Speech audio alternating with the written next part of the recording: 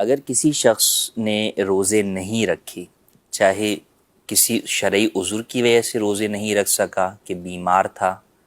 اس لیے روزے نہیں رکھے، یا خواتین جو ہے وہ ناپاکی کے ایام میں تھیں کہ روزے ان کو رکھنے کی اجازت نہیں تھی، تو ایسے افراد اپنے ان روزوں کی بعد میں قضا کریں گے، ان کو فدیہ دینے کی اجازت نہیں ہے۔ یاد رہے کہ فدیہ صرف شیخ فانی کے لیے ہے، یعنی ایسا شخص جو بڑھاپے کی وجہ سے روزہ رکھنے سے عاجز ہو جائے، روزہ رکھنے کی اس میں طاقت بڑھاپے کی وجہ سے نہ ہو، نہ ابھی نہ آئندہ کبھی، نہ سردی میں روزہ رکھ سکتا ہو نہ گرمی میں، نہ لگاتار روزے رکھ سکتا ہو نہ چھوڑ چھوڑ کے رکھ سکتا ہو، کسی بھی طرح الغرض وہ روزہ رکھنے پر قادر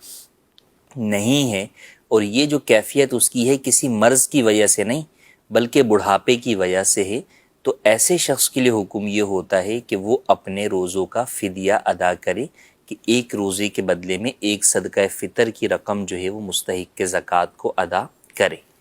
لیکن اس بوڑھے شخص کے علاوہ کوئی بھی شخص ہو، چاہے وہ عارضی مریض ہو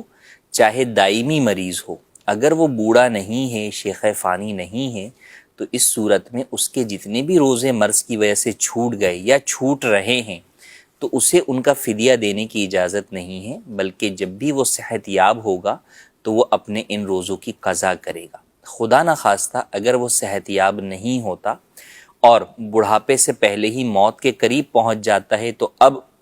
اس پر لازم ہوگا کہ اپنے ان روزوں کے فدیے کی وصیت کرے، جو کہ ورثاء پہ لازم ہوگا کہ تہائی مال سے اس کی اس وصیت کو پورا کرے۔ اور اگر وہ اپنے اسی مرض کے اندر بڑھاپے کو پہنچ جاتا ہے اور اب بڑھاپے کی وجہ سے وہ روزے رکھنے پر قادر نہیں ہوتا،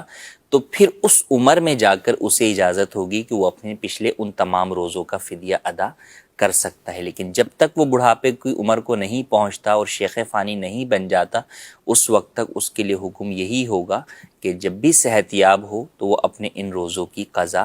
کرے۔ یوں ہی اگر کوئی شخص جو کہ بوڑھا تھا، شیخ فانی تھا، اور اس نے یہ اندازہ لگایا کہ میں اب جو ہے بڑھاپے کی وجہ سے روزے رکھنے پر قادر نہیں ہوں، اور اس نے فدیہ ادا کر دیا، لیکن بعد میں وہ روزہ رکھنے پر قادر ہو گیا، اس میں اتنی قوت اور طاقت آ گئی، تو اس صورت میں اس کا پچھلا جو ادا کیا جانے والا فدیہ تھا وہ نفل ہو جائے گا، اور اس پر لازم ہوگا اپنے ان پچھلے روزوں کی قضا ادا کرے۔